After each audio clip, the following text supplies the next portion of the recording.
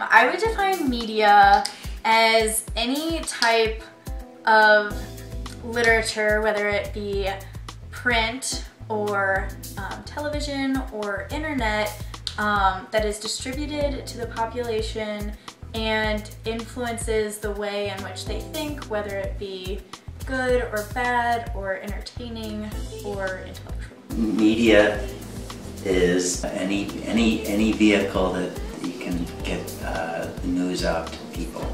News being very broad.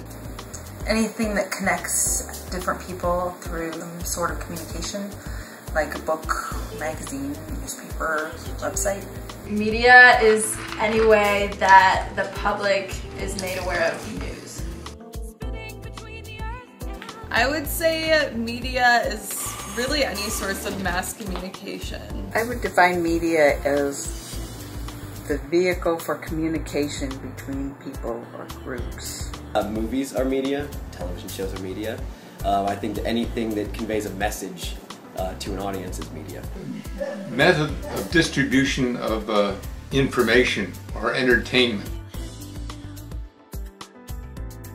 I think it can affect the world positively because there are a lot of ways in which people can enact global change through writing about, specific issues. I think it can also create this world culture that's centered around America, which is really snobby. The world is definitely connected through the internet.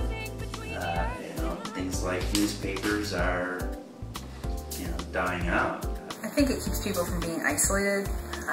Media allows people to have connections with people who are not in their own community or in their families or their inner circle. It just makes the world a bigger place, or a smaller place, I guess. I think it shrinks it in a really, I'm going to go ahead and say negative way, because if you consider the way that we've utilized, especially internet media, so if you think about Facebook and the fact that they're canceling high school reunions and stuff because you can just go look up your classmates and see what they're doing.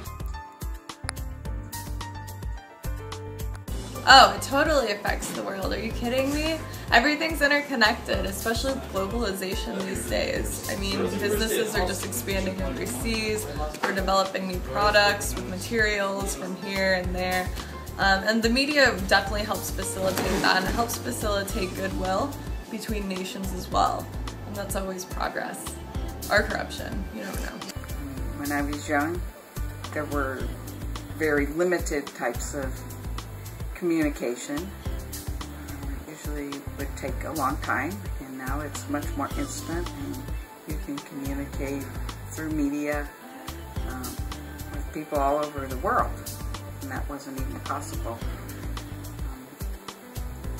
not that long ago. So I think it's changed a lot, and it's changed how we live our lives.